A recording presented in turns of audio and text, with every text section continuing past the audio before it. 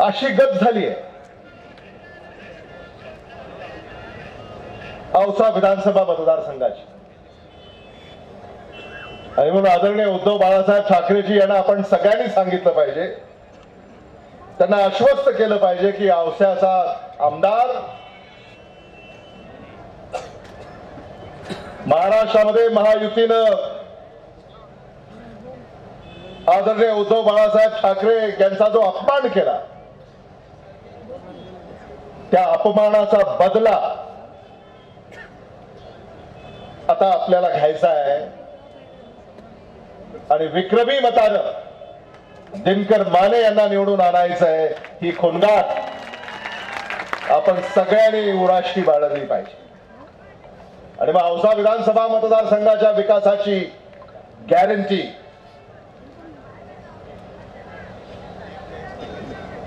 ही माझी आहे.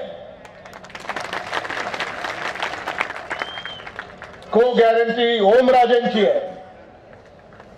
आणि मी आणि ओमराजे मिळून औसा विधानसभा मतदारसंघामध्ये जो विकास राहिलाय त्याला पूर्ण करण्याचं काम आम्ही येणाऱ्या 5 वर्षामध्ये करू, हा शब्द मी आज आपल्याला या निमित्तानं देऊ इच्छितो.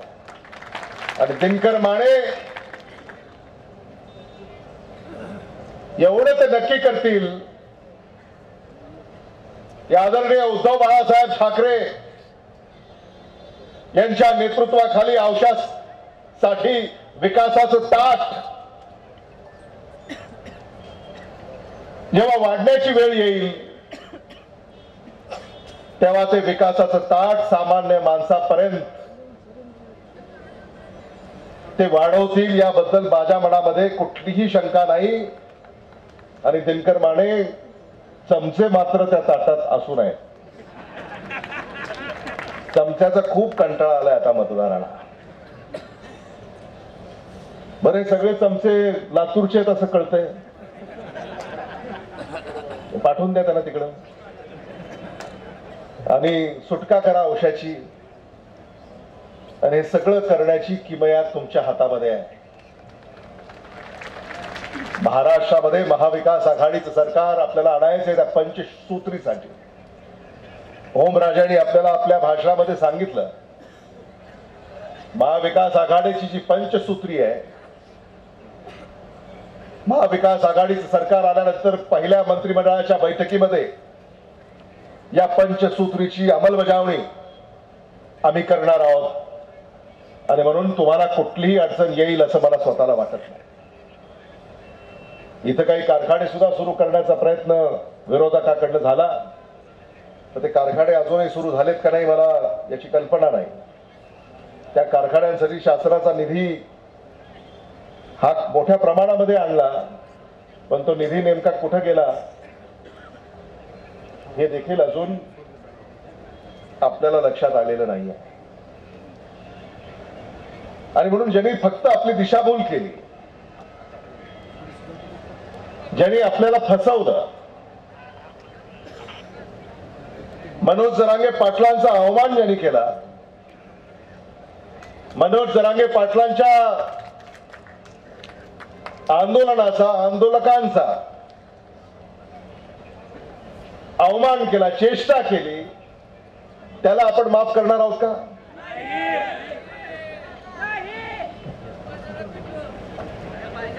आणि म्हणून आता अलीकडे जाहिराती येत आहेत, एक है तो सेफ है. तुम्ही वाचला की नाही जाहिराती वर्तमानपत्रामध्ये? अमोल कोल्हे संगमनेरला होते, ते फार छान सांगितलं अमोल कोल्हेनी. भारतीय जनता पक्षाच्या किंबहुना महायुतीच्या आता ज्या जाहिराती आहेत, आता जातीयवादाची पुन्हा नव्यानं पेरणी करण्याची सुरुवात त्यांनी केलेली आहे. एक है तो सेफ है. अमोल कोल्हे त्या दिवशी असं म्हणाले, एक ही तो सेफ है. हाँ, एक ही तो सेफ है, बाकी सारे अनसेफ है. आणि अशा या जाहिरातबाजीवर सुद्धा तुम्ही बळी पडू नका. आणि वेळीच सावध व्हा. महाराष्ट्रामध्ये महाविकास आघाडीचं सरकार येणार आणि आता सर्वेक्षण सुद्धा 200च्या घरात महाविकास आघाडीच्या जागा येतील अशी आता चर्चा आहे. आणि महायुतीमध्ये विरोधी पक्षनेता कोण होणार आहे याची आता स्पर्धा सुरू झालेली आहे. भारतीय जनता पक्षाची आता एवढी पिछेहाट झाली आहे की आता एकनाथ शिंदे विरोधी पक्षनेते होतात का देवेंद्र फडणवीस होतात अशी स्पर्धा सुरू झालेली आहे.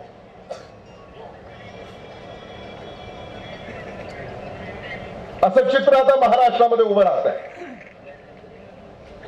आणि म्हणून आपल्या प्रत्येकाचं मत हे दिनकर माने यांच्या पाठीशी खंबीरपणे उभं करा. दिनकर मानेच तुम्हाला न्याय देऊ शकतात. दिनकर मानेच सामान्य माणसाचा बुलंद आवाज आहे. दिनकर मानेच प्रामाणिकपणे औषधाचा चेहरा मोहरा बदलू शकतात. दिनकर मानेच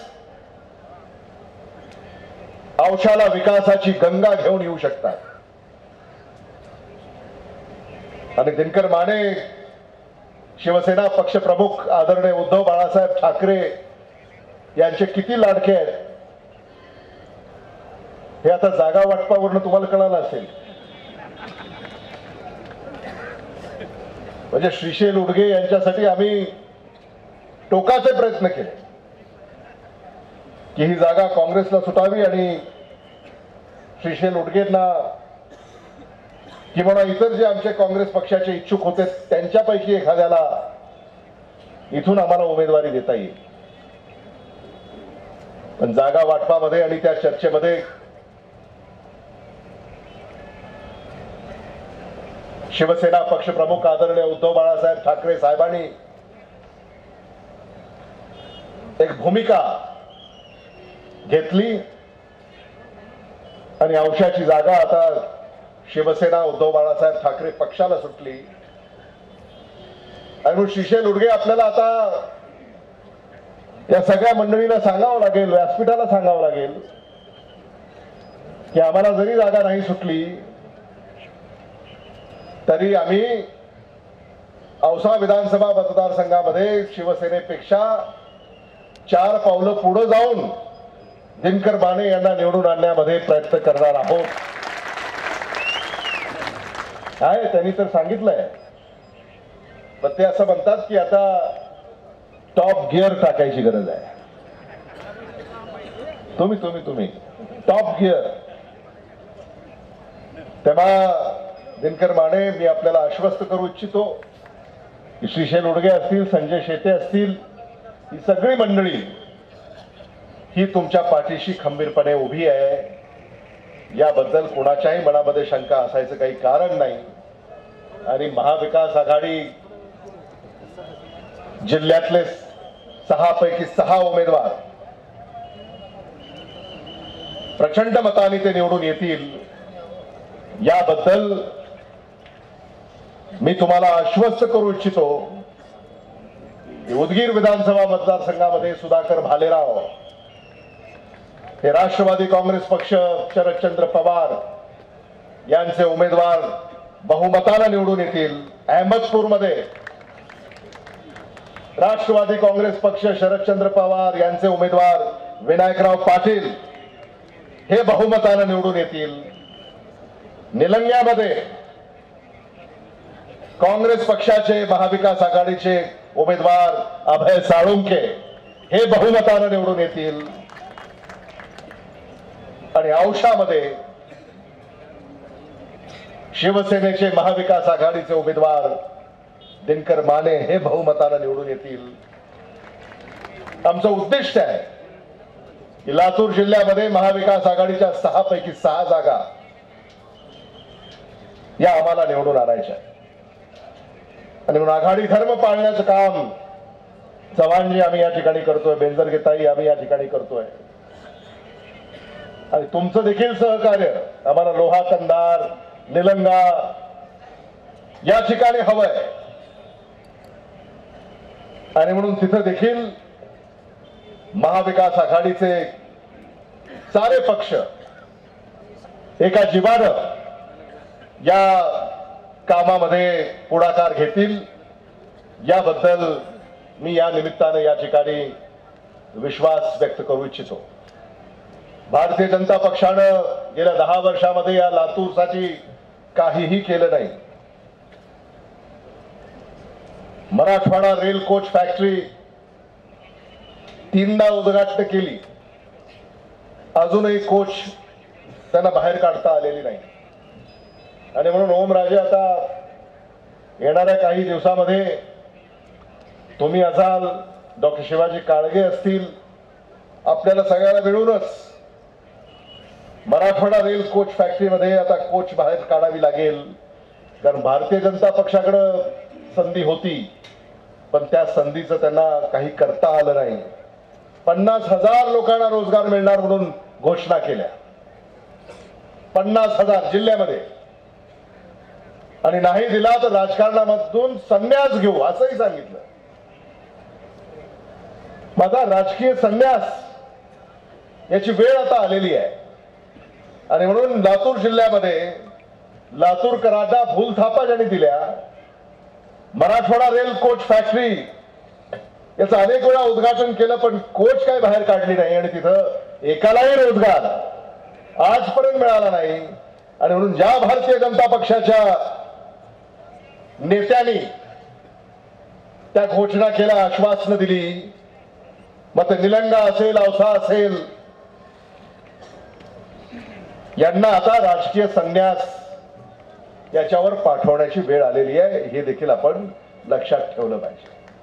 महारोजगार मेळावा घेतला, नमो रोजगार मेळावा, हजारो सुशिक्षित बेकारांना त्या ठिकाणी बोलावलं. तुमच्याकडचे काहींना तिथं बोलावलं असेल, पण एकालाही नोकरी तिथं मिळाली नाही.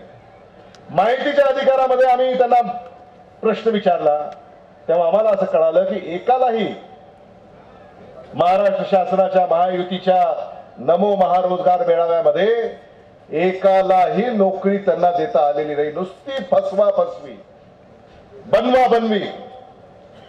या पलीकडे महायुतीने या महाराष्ट्रामध्ये